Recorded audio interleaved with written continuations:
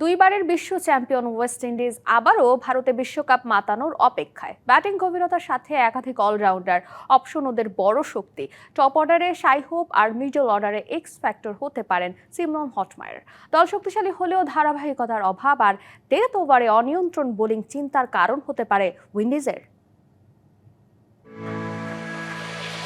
টি-20 ফরম্যাটে West Indies মানেই অনিশ্চয়তা, কখনো বিধ্বংসী ওরা, কখনো আবার নুয়ে পড়ে হতাশায়। তবে এও সত্য, ছন্দে ফিরলে ওরা যে কোনো দলের জন্য দুঃস্বপ্ন।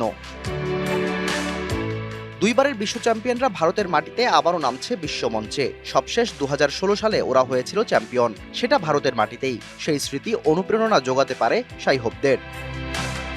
কেমন দল উইন্ডিজ? ভয় ডরহীন ক্রিকেট ওদের সবচেয়ে বড় শক্তি। দীর্ঘ ব্যাটিং লাইন আপে প্রায় সবারই ছক্কা মারার সামর্থ্য আছে। টপ অর্ডারে ওদের আস্থার প্রতীক ক্যাপ্টেন শাই হোপ। পরিস্থিতি বুঝে খেলার দক্ষতা দারুণ ওর। বাংলাদেশের বিপক্ষে সবশেষ টি-20 সিরিজে এক হোপের কাছেই আত্মসমর্পণ করেছিল টাইগাররা।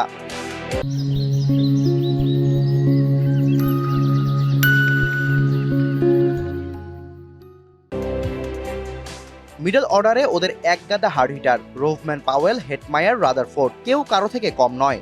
হেটমায়ারের সাম্প্রতিক পারফরমেন্স বলে দেয় বিশ্বকাপে তিনি হতে পারেন এক্স ফ্যাক্টর।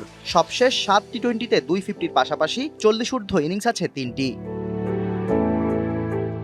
উইন্ডিজ দলে আছে অলরাউন্ডারের ছড়াছড়ি। রস্টন চেইস ব্যাটিংয়ের পাশাপাশি স্পিনে দারুণ দক্ষ, আর হোল্ডার রোমারিও শেফার্ড বোলিংয়ের পাশাপাশি ব্যাট হাতেও লোয়ার অর্ডারে বেশ কার্যকর।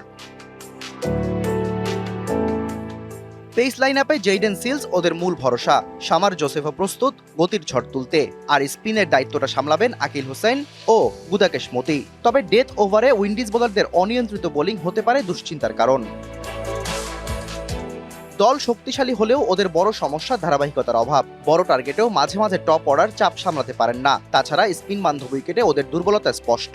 সবশেষ সাউথ আফ্রিকার বিপক্ষে টি-20 সিরিজ হেরে প্রস্তুতিও ভালো হয়নি শাই হোপদের। তবুও দলটার নাম যখন ওয়েস্ট ইন্ডিজ, তখন বিস্ময়ের গল্প লেখা হতে পারে যে কোনো মুহূর্তে। Shahriar Hossain, DBC news desk.